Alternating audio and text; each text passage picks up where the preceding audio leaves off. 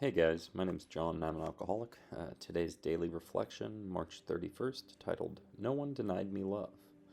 On the AA calendar, it was year 2. A newcomer appeared at one of these groups. He soon proved that his was a desperate case, and that above all he wanted to get well. He said, "Since I'm a victim of another addiction, even worse stigmatized than alcoholism, you may not want me among you." 12 Steps and 12 Traditions, page 141 to 42. Here's the reflection. I came to you, a wife, mother, woman, who had walked out on her husband, children, family. I was a drunk, pillhead, a nothing. Yet no one denied me love, caring, a sense of belonging. Today, by God's grace and the love of a good sponsor and a home group, I can say that through you in Alcoholics Anonymous, I am a wife, a mother, a grandmother, and a woman, sober, free of pills, and responsible. Without a higher power I found in the fellowship, my life would be meaningless. I am full of gratitude to be a member of good standing in Alcoholics Anonymous.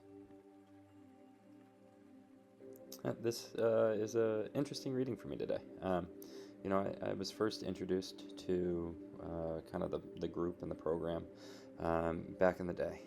I had a doctor-prescribed problem, as with many people my age did, and that's kind of what initially brought me into the rooms. I put that down and never touched it again, and kind of told myself that, hey, I can keep drinking. And through a lot of research, I found that that's not the case, and I'm so thankful that as I open myself up to these rooms, the people I'm around are open with me about their struggles, not just with alcohol, but everything under the sun. Some of it's alcohol, some of it's drugs, some of it's anger, and everything in between. But if it weren't an open room to open people that just had an honest desire to stop using, that wouldn't be an option.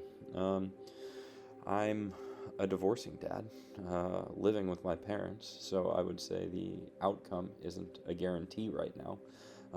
But I see the sound or the sand and the rocks of my foundation being built, and I'm going to court next week.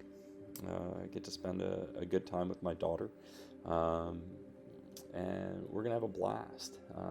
And a month ago, I was going to court for my divorce, and I didn't know if I was going to see my daughter. So that alone has changed significantly. So thank God the rooms are open.